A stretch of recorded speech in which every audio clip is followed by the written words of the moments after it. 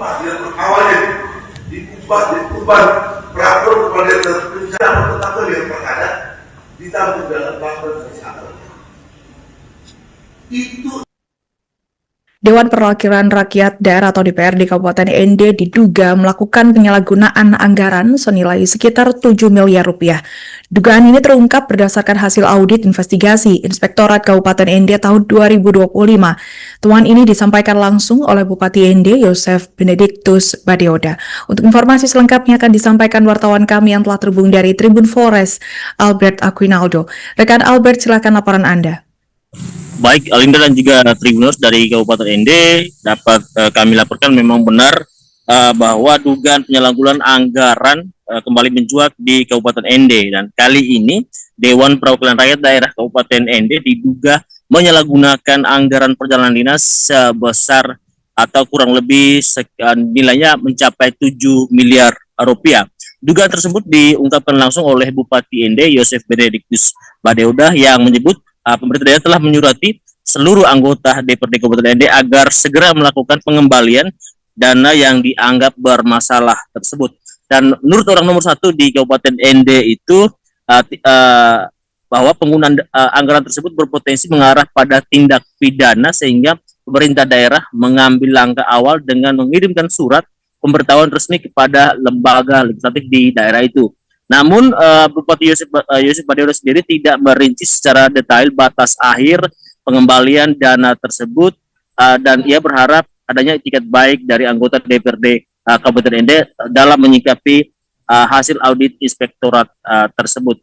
Dan menurut beliau, dugaan tersebut terungkap berdasarkan hasil audit investigasi Inspektorat Kabupaten ND tahun 2025 yang menemukan penggunaan anggaran perjalanan dinas, konsultasi dan koordinasi anggota DPRD tahun anggaran 2024 yang dinilai tidak sesuai dengan peruntukan. Dan sementara itu respon terhadap dugaan temuan yang disampaikan oleh Bupati itu juga direspon oleh dua ketua fraksi DPRD Kabupaten ND, yaitu salah satunya ketua fraksi PSI Kabupaten ND Sukri Abdullah. Dan menurut Sukri, secara tegas mereka menolak mengembalikan dana yang disoalkan dan membantah adanya penyalahgunaan anggaran tersebut. Ketua fraksi PSI DPRD Kabupaten ND Sukri Abdullah menyebutkan bahwa temuan inspektorat sebesar 7 miliar rupiah itu sebagai bentuk kriminalisasi terhadap lembaga DPRD Kabupaten ND. Ia juga mempertanyakan perbedaan hasil audit antara Badan Pemeriksa Keuangan atau BPK dan Inspektorat Kabupaten ND yang menurutnya standar audit Inspektorat tidak seharusnya berbeda dengan BPK yang sudah melakukan audit sebelumnya. Dan ia juga menjelaskan bahwa perjalanan dinas yang menjadi temuan meliputi kegiatan asistensi APBD dan medical check up di Kupang yang menurutnya merupakan kegiatan sah dan telah dianggarkan sejak awal tahun anggaran. Dan ia juga merinci bahwa perjalanan dinas tersebut sebesar sekitar 7 juta rupiah per orang yang mencakup tiket pesawat pulang pergi sekitar 3 juta dan biaya penginapan 3 malam sebesar 3,6 juta.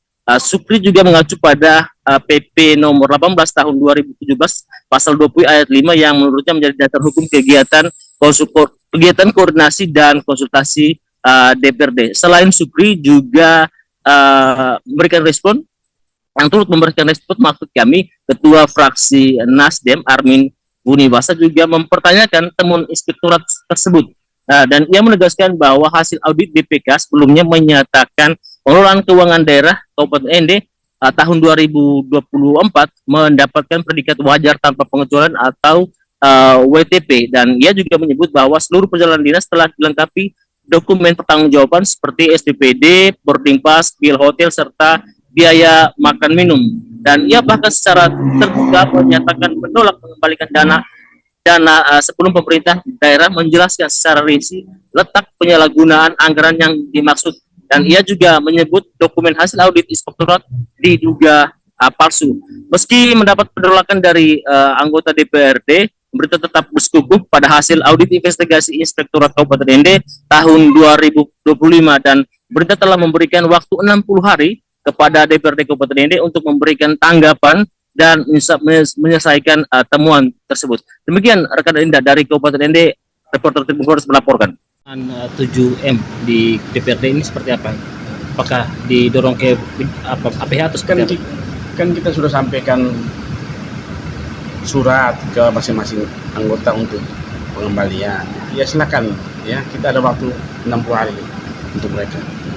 Oh ya. Jangan omong palsu ini dokumen palsu segala macam, ngapain urusan itu. Siap. Berarti apa dalam waktu dekat mungkin didorong ke APH atau seperti apa? Ya kita tunggu tanggapan dari anggotanya. 60 hari itu sampai kapan Bapak? Ya itu dari tanggal dikirimkan surat. Oke. 2 bulan lah ya. Ya. Makasih banyak Bapak. Selamat sore Sobat Tribuners, saat ini saya sedang berada di depan gedung kantor DPRD Kabupaten Ende dan inilah situasi di kantor DPRD Kabupaten Ende Sabtu 30 Agustus 2025 sore ini.